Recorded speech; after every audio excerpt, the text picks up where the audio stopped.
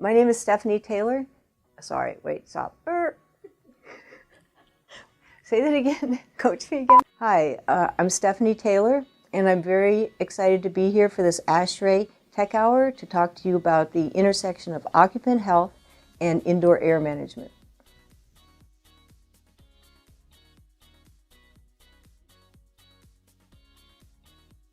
I'm really excited to present this to you because the information that we now know puts you, those of you in the building profession, architects, engineers, and builders, in a position to protect human health in the way that we've never really understood before.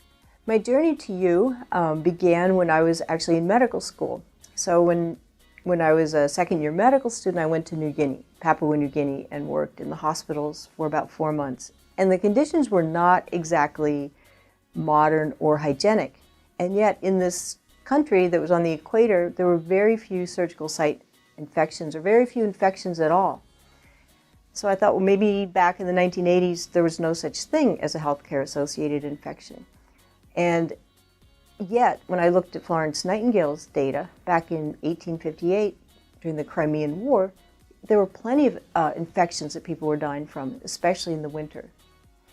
Then, back in medical school, I was really intrigued by my mentor, who was the chief of surgery at Children's Hospital. And he would personally clean his operating room.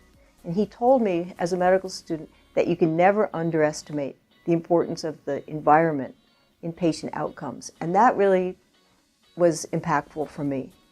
So then, fast forward to the early 2000s, I was practicing pediatric oncology. I really worried about the role of the hospital building in my patient outcomes.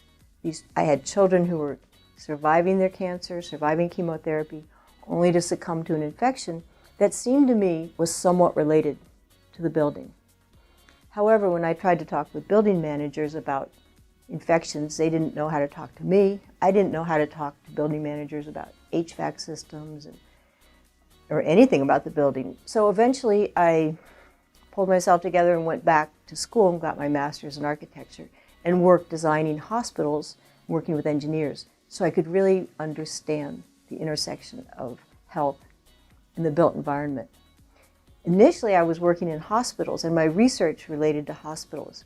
But what I've come to learn is that the trends we're seeing in hospitals, even though patients are more vulnerable than those of us outside of a hospital, and the hospital environment is unique in some ways, the connection between indoor air management and patient healing and staff productivity are lessons that we can apply to all buildings. In 2019, going into the hospital has become a very dangerous proposition. More people die from infections from the hospital environment than people die from car accidents and cardiovascular disease combined.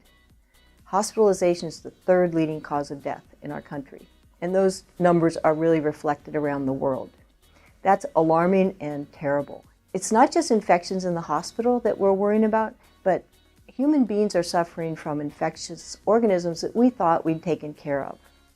Tuberculosis, cholera, and new zoonotic diseases are emerging and re-emerging. In addition to infections, we're seeing more inflammatory disorders, inflammatory bowel disease, things like that. We're seeing a rise in autoimmune diseases, Lou Gehrig disease, lupus, all of these things are increasing. Why is that? Humans are more vulnerable. We're more vulnerable to disease, and these microbes are becoming more virulent. And this is despite the fact that we spend trillions of dollars on healthcare in this country. Our diagnostic and intervention strategies are very, very sophisticated, and yet we're not seeing these changes reflected in improved mortality in our country. What's going on? Well, one thing that's going on, in addition to microbes becoming more virulent, is that human beings have really become homo indorus. We spend 90% of our time in buildings. Centuries ago, we lived in shelters, but those shelters had a lot of communication with the outdoor air, plant life, soil, and so we interacted with microorganisms in a way that we don't anymore. If you remember the oil embargo in the 1970s, where you could only get gas every other day, depending on your license plate. Ever since that energy crisis, we've sealed up our buildings, we recirculate the air and filter it. We have much less communication with the outdoor air, at least in commercial buildings.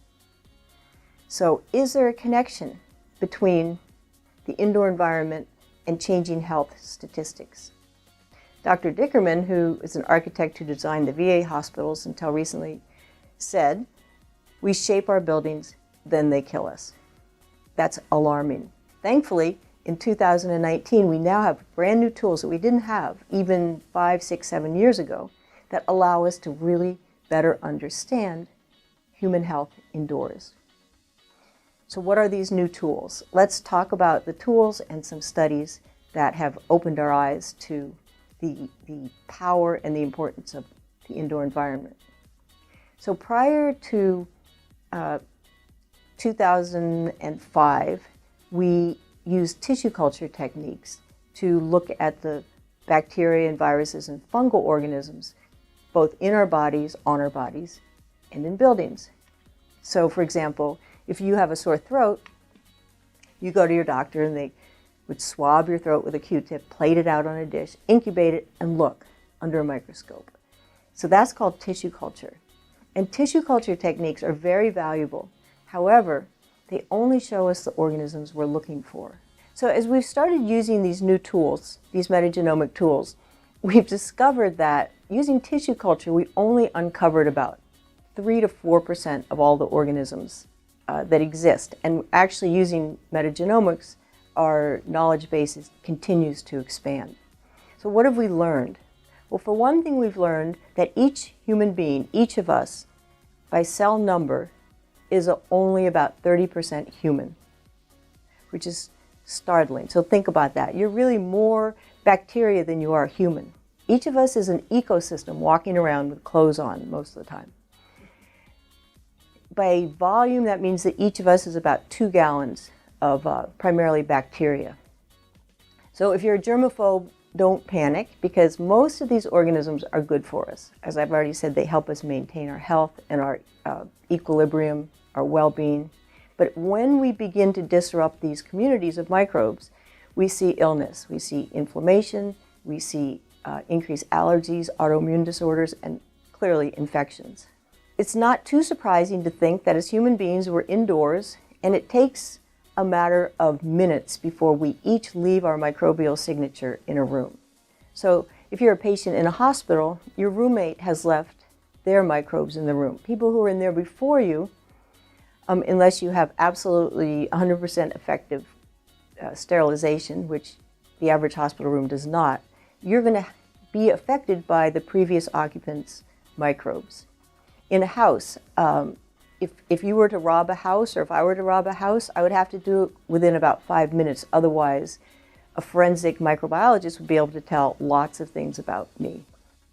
When we do things, either take medication like antibiotics or manage our built environment in a way that restricts the diversity of the microbiome communities, that's when we get into problems.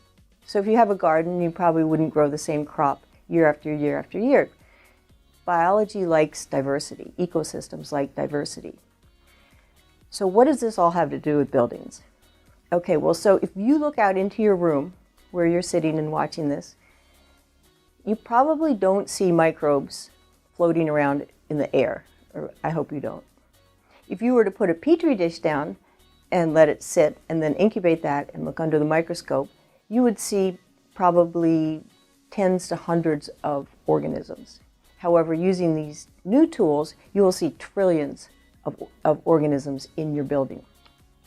So as I'm standing here talking with you, and you're all breathing, I hope, little droplets are coming out of our airways, my mouth, that contain bacteria, viruses. If I have Candida in my mouth, those droplets will contain those organisms. And all of you breathing will be expelling organisms from your airways.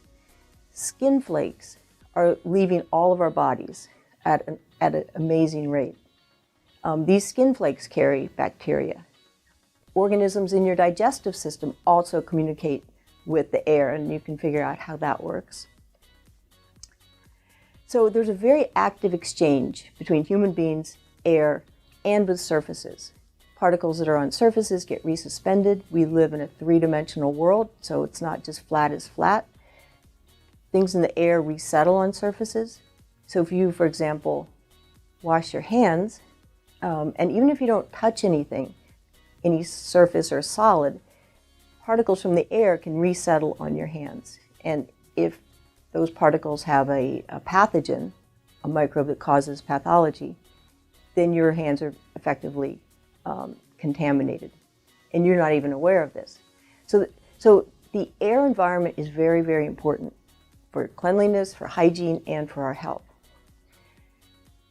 Again, the University of Oregon has done fascinating research that shows how a building is designed, how the spaces are designed, how they're used, and how they're ventilated actually determines the communities of microbes that survive. And if you think about that, think about the concept of survival of the fittest and how organisms respond to our environment.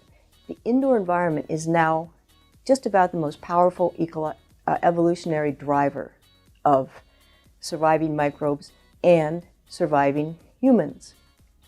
So the relationship is between the built environment, indoor air, microbes, and human health and disease. So what have we learned about how we ventilate buildings? We've learned that in buildings that have operable windows, the microbial diversity is much greater indoors compared to mechanically ventilated buildings where the building's sealed, windows are sealed, there's high filtration, even great HEPA filter use. We're finding that the indoor air in a mechanically sealed building is much less diverse, but we're also finding that mechanically ventilated buildings have more pathogens than the outdoor environment.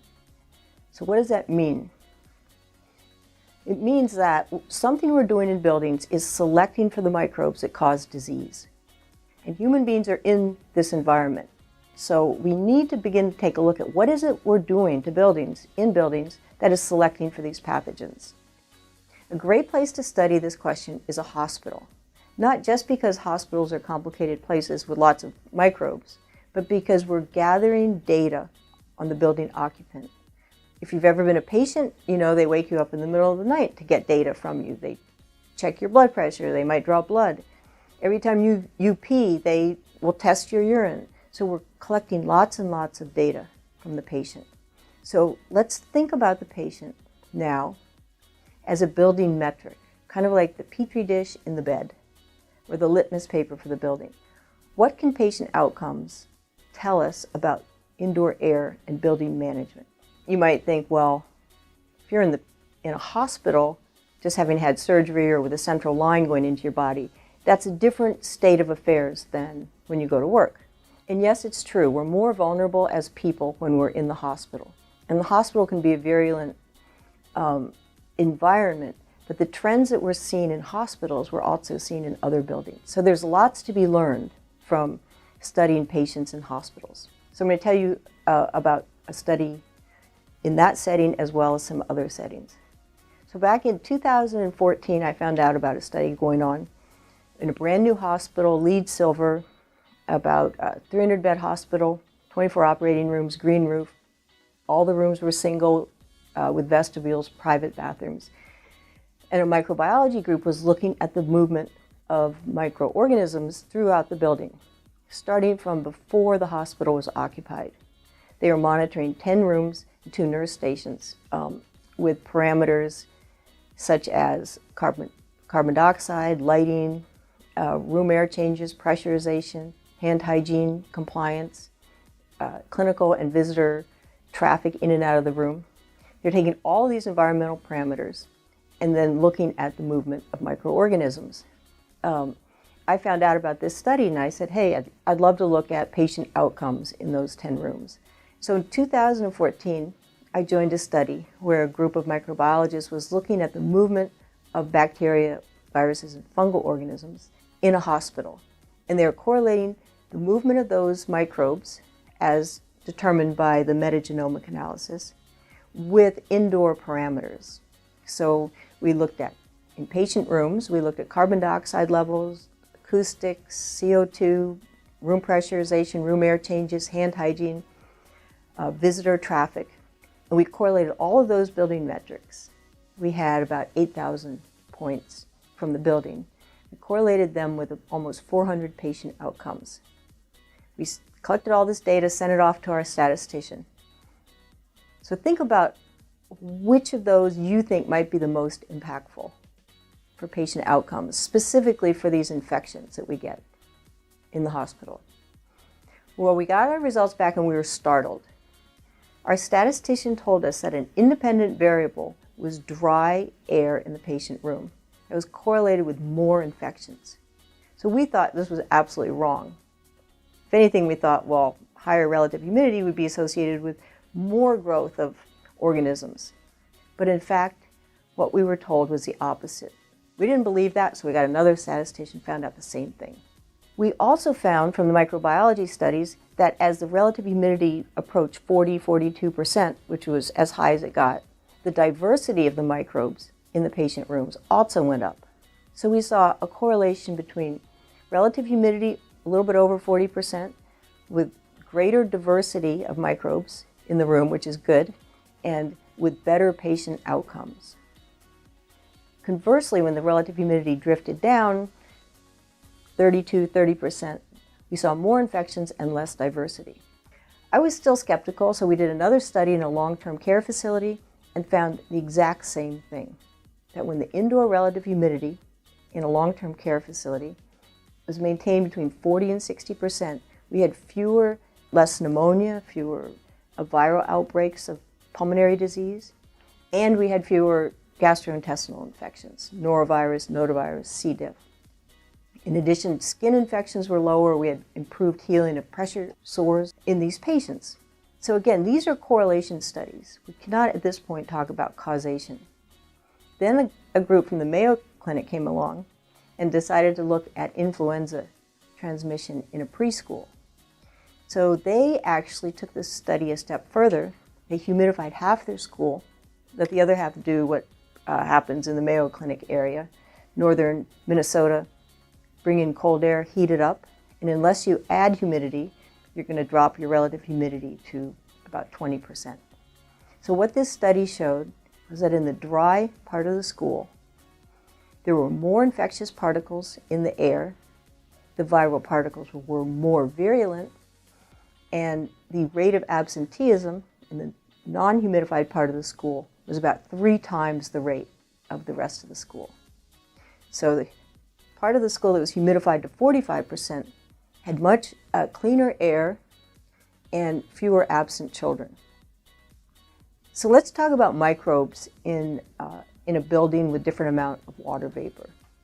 If somebody sneezes or coughs in the room where you're sitting, what are the chances that you're going to get sick? And how does the building influence that rate of illness?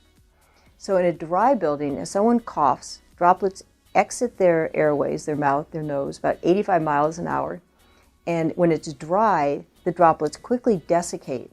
So at 20% relative humidity, within a matter of seconds, a 1 micron diameter droplet comes out of your mouth or nose and shrinks rapidly to become about 0.5 microns in diameter, which is known as a droplet nuclei. We now know that droplet nuclei can travel upwards. They're very buoyant. They travel through the HVAC system, and they can remain in the environment for not just days or weeks, but even years later. We used to think, before the metagenomic tools were used, that these tiny droplets were not infectious because they're very hard to grow in tissue culture. But we now know that, in fact, many of them are even more virulent than they were when they first exited the person's airways. So we need to consider what's happening to these droplets. Studies on guinea pig and influenza A shows that viral particles that are in droplets are highly infectious at low relative humidity. But when the relative humidity reaches 40%, the infectivity plummets rapidly. Within 15 minutes of being in a relative humidity of 40%, 80% of the viral particles are no longer infectious. That's remarkable. So for many organisms, at 60%, the infectivity will go up again. But there seems to be this sweet spot for decreased infectivity of viruses and many bacteria between 40 and 60% relative humidity. Pathogens are less infectious. We used to think that those tiny particles, 0.5 microns in diameter, were just particles, and unless you were a semiconductor or a circuit board, you didn't really have to worry about them.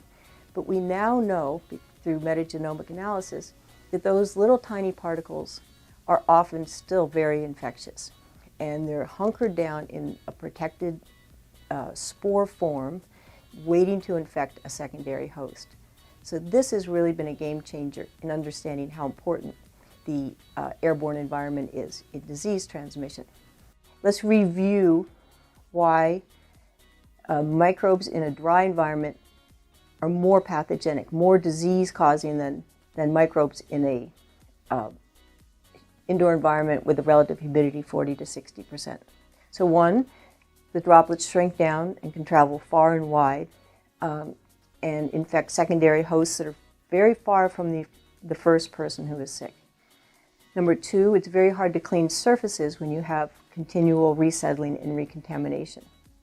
And thirdly, for reasons we don't yet understand, and I read Nature and Science, these top biological science journals, avidly, and we're still struggling to understand this third part, and that is that bacteria and viruses in the airborne state are more infectious than those organisms in a well-humidified building or air. So what happens? Well, when we've analyzed microbes coming down from the space station where there's very dry, desiccant conditions, we can actually study the effect of ultraviolet light on organisms. But what we've found is that organisms that have been exposed to this dry environment have increased virulence and increased rates of antibiotic resistance, even in the absence of antibiotics. So think about everything we read about the problems with antibiotic resistance, because we have taken too many, we use them in agriculture. But what we're finding is that bacteria that have become resistant to medication, they can actually pass that genetic material back and forth when they're in the airborne state. And the degree to which this is true really became clear in July of 2018 when a new staining technique was perfected that showed the actual transference of antibiotic-resistant genes. So what I'm telling you is that it's not just having a cut, taking antibiotics, and having your wound recolonized by resistant organisms. We're transferring and increasing resistance through the air. And that's something we really need to pay attention to. So for example, in a hospital, you may be aware that ASHRAE, American Society of Healthcare Engineers, and ASHRAE's followed suit, have decreased the allowable relative humidity in operating rooms from 35% to 20%. So they've said it's okay to make your operating rooms drier. The reason that it's okay is that surgeons have multiple layers of clothing on, so they're warm, they want the operating room cool, they want the sensible temperature low, and it's harder to control liquid condensation in a cool room.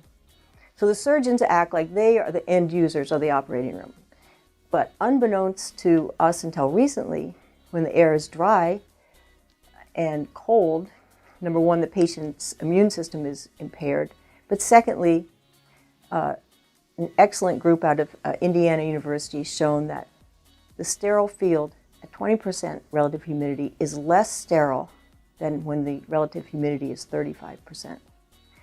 And they've furthermore done studies, and you'll have those references available to you, that show that you can turn down the room air changes in a hospital operating room. They're repeating the study, but instead of running your room air changes at 30, you can reduce those to 15 and still have a cleaner, sterile field when you maintain the relative humidity. So that's a key area for energy savings.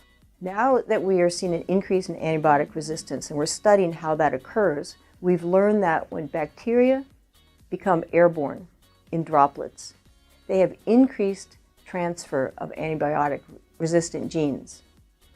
So this means that in a dry environment, such as a hospital or an office building near your home, droplets become airborne if they contain bacteria. Those bacteria can share their antibiotic-resistant genes while in the airborne state. And this is known as horizontal gene transfer. It's very rapid and very effective. With all this information I'm telling you, you probably don't want to rely on one or two studies. So included in this presentation, you will have lots of references that you can look up. Some of this material is new, some of it we've known for quite a while. If you actually go on the CDC website and look for airborne transmission, you'll see a limited number of illnesses, things that we're pretty familiar with: SARS, measles, tuberculosis, influenza. However, if you expand your definition of airborne transmission, and thankfully ASHRAE has now done that.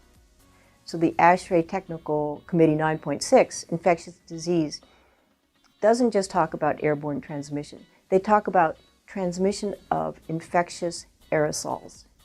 So with that expanded concept, we now know and are finding that all sorts of diseases are transmitted through the air, things that we didn't used to consider. So we now have to think about MRSA, other kinds of Staph aureus, Clostridium difficile, even the RNA viruses, which includes Ebola, we now know can be transmitted in droplets. So this is a critical component of disease transmission that we have to address. So let's think about human beings indoors. Take somebody about my size, say a 50-kilogram woman. How much surface area do I have that's in exchange with the indoor environment, with the potential to lose moisture? So frequently we think about our exposed skin, which may be, 10 square inches. But in fact, a 50-kilogram person has a surface area of about half of a tennis court, with the doubles, alleys included, that is available to lose moisture to the environment. So if you're a 100% saturated human being, and you're in a 20% relative humidity room, as the universe moves towards equilibrium, the second law of thermodynamics says, as we increase entropy, the air is going to try to reach saturation. So what does that mean for the person? It means that moisture is going to be removed from your body through your skin and through your airways to supply the air in the building. It's not personal, but it happens to everyone. So what does that do to us? A great study came out in May 2019 from Yale, where genetically engineered mice were used, mice that respond to infection and to influenza exactly like humans do. They were used to study what dry air versus humidified air does to the immune system.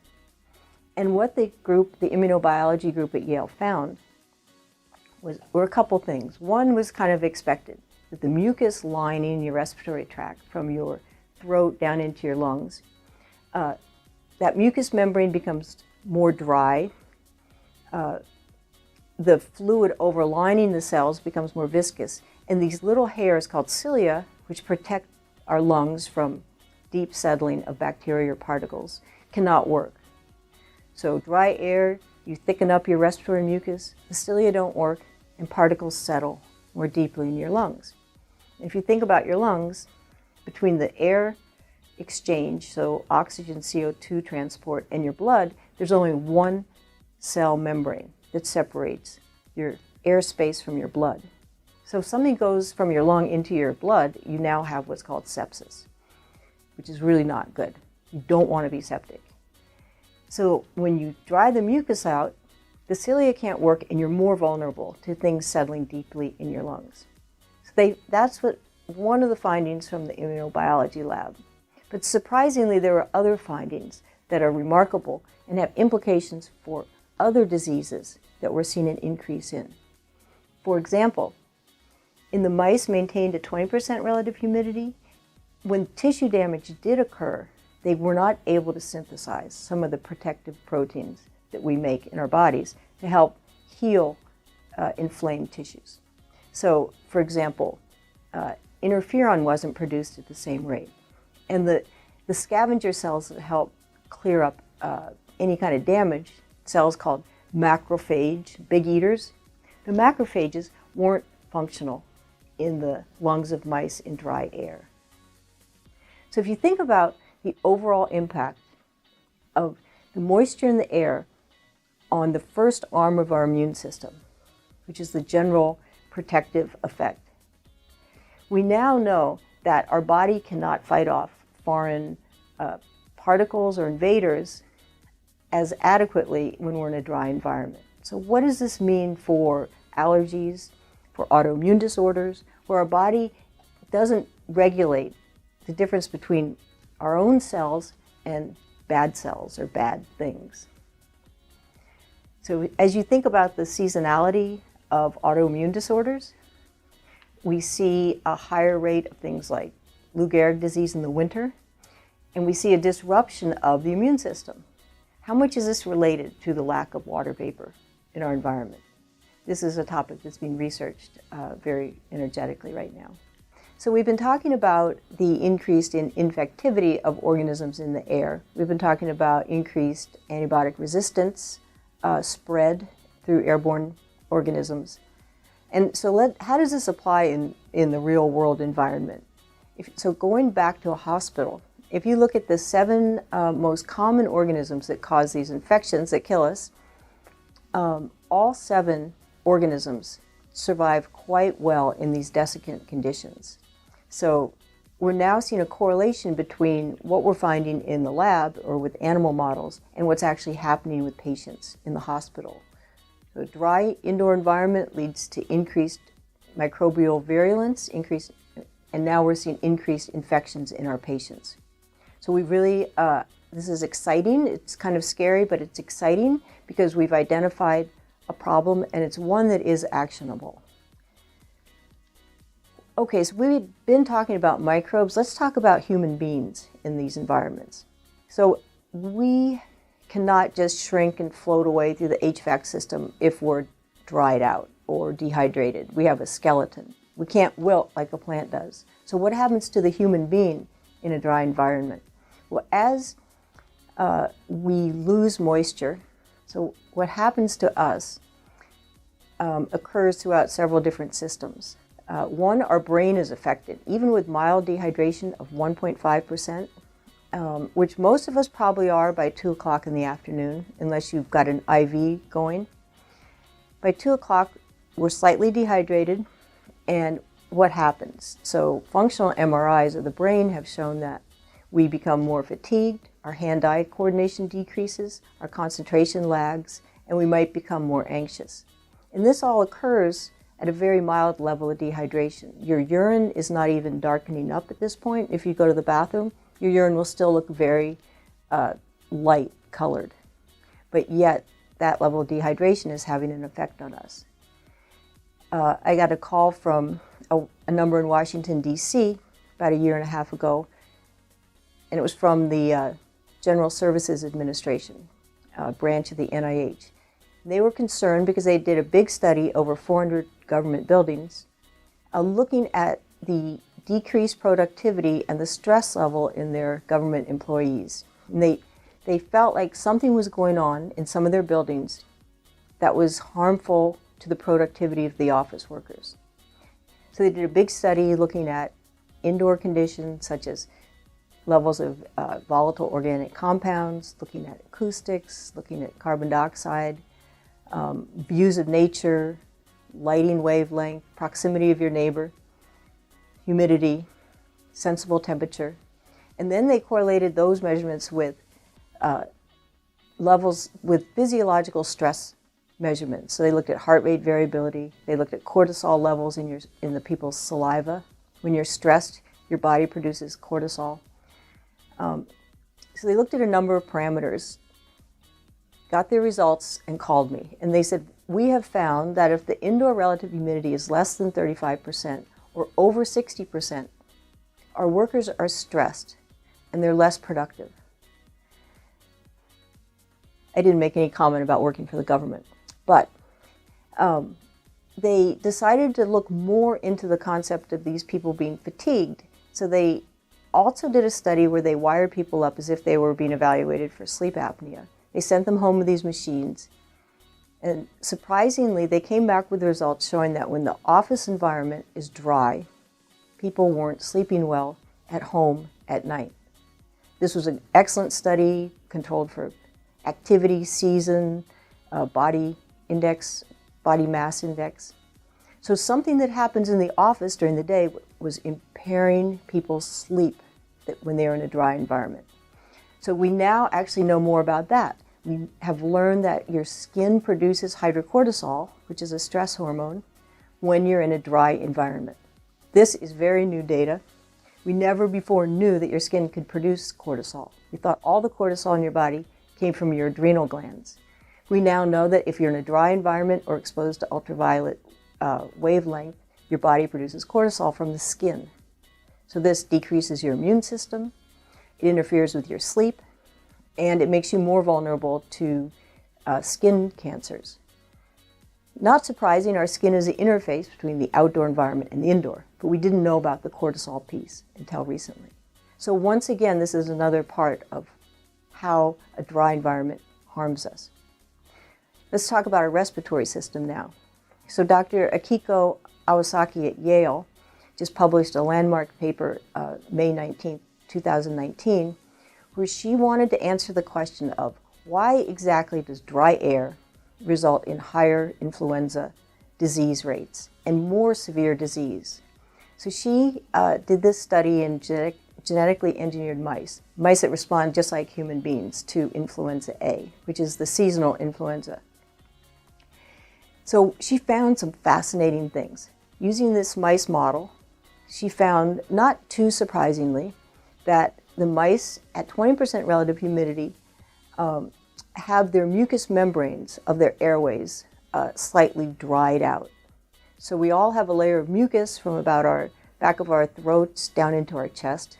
And in that layer of mucus in our respiratory tract are little hairs called cilia that are constantly washing upward. And these cilia prevent particles from settling deep in your lungs, where there's only one cell membrane that separates your lung cavity from your bloodstream. So you don't want particles and bacteria getting down there. And the mucus and the cilia help prevent this. So she found that the mucus is a little bit more viscous and the cilia can't work as well, and particles settle more deeply. But she also found that the body cannot repair any tissue damage adequately in the drier environment, and that these proteins that we normally produce, such as interferon, that help our bodies repair tissue damage, the production of those proteins is impaired in dry air. So now let's think about, okay, what does this mean for our skin, and what does this mean for this increase in autoimmune disorders that we're seeing? If particles from the outside get deeper into our skin layers or into our respiratory tract, and our body recognizes those as foreign, we don't process that information properly, and we're seeing increase in allergies and autoimmunity. So this is an area of active research, but again, it points to the importance of water vapor in our environment. As human beings, we were not designed to live in the Sahara Desert all the time. So let's think about this. Is this new information? Well, some of it is, but some of it isn't. If you think back to the Sterling-Avondale chart from 1985, wonderful graphic showing that there's a 40 to 60% relative humidity sweet spot. It's great for human beings and decreases problems from pathogens. So I took all of our new data, all of our metagenomic analysis results, and put them into a similar format. And once again, 40 to 60% is the ideal water vapor relative humidity level for humans. Where humans are healthier and we have more healthy microbes and fewer pathogens. I've been telling you some pretty dramatic and remarkable statistics and things that we can act on.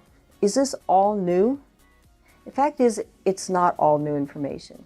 If you think back to 1985 to the Sterling-Avondale chart, it's a very clear graphic that reveals that 40 to 60% relative humidity is beneficial for humans. That seems to be the sweet spot where we have fewer problems from allergies, bacterial infections, viral infections, even ozone health-related problems. That's 1985. If you fast forward to 2019 and put all of our new data into a similar format, we're finding that 40 to 60% relative humidity is great for people.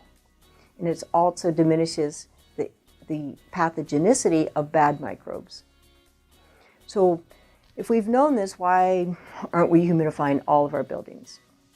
Well, there are a couple reasons for that. One, there's a divide between clinical people, physicians, nurses, infection preventionists, and building professionals. Clinicians we're now saying protect the occupants, we need water vapor. Engineers, architects, builders say the only good humidifier is one that's turned off. It's easier to dry out the building than to create new walls and new envelopes.